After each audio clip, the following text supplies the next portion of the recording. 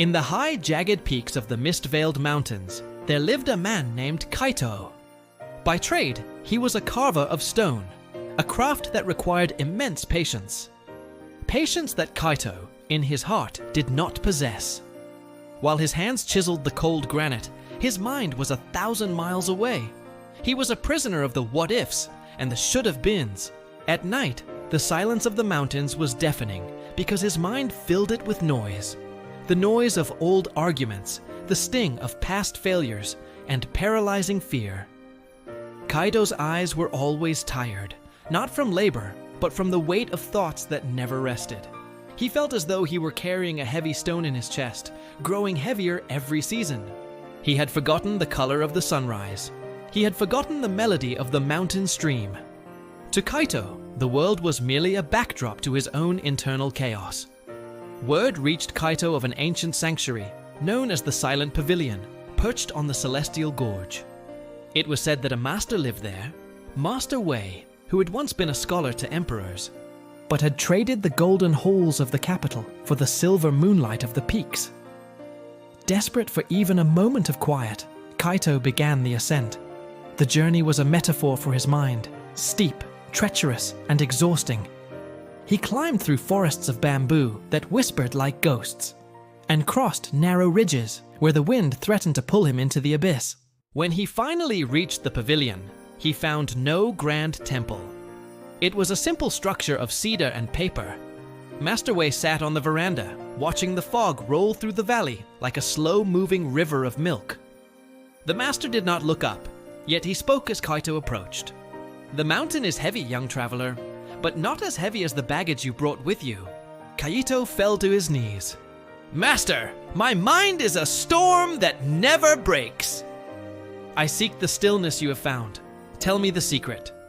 Give me a mantra, a prayer, a medicine, anything to stop the noise."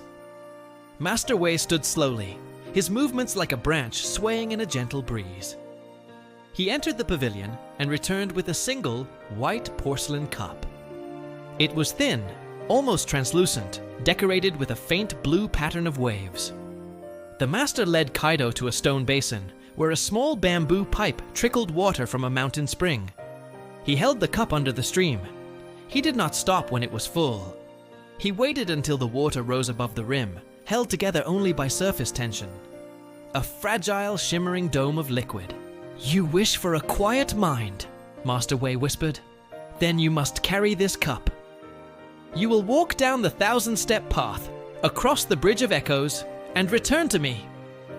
If a single drop falls to the dust, you have failed. Do not look at the sky. Do not look at the valley. Look only at the water." Kaito took the cup. His fingers trembled at first, and a tiny ripple danced across the surface. He took his first step.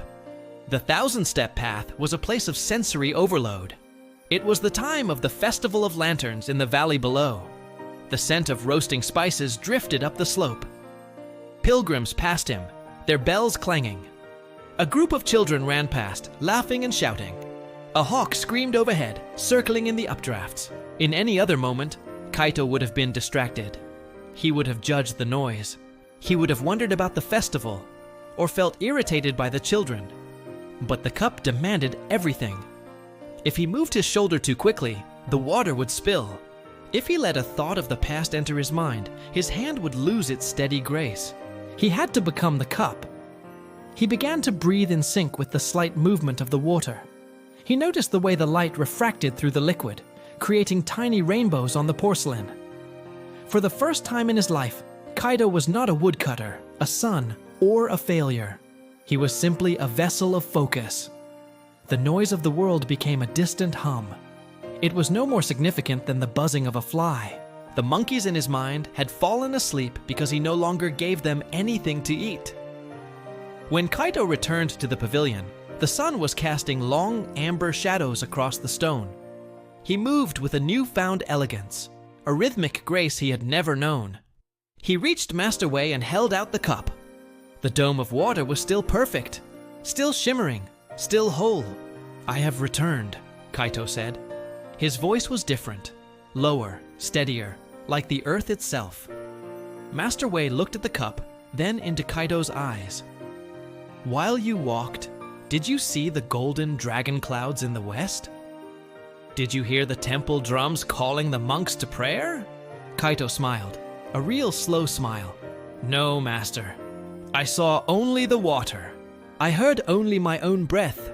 The world was there, but it did not touch me.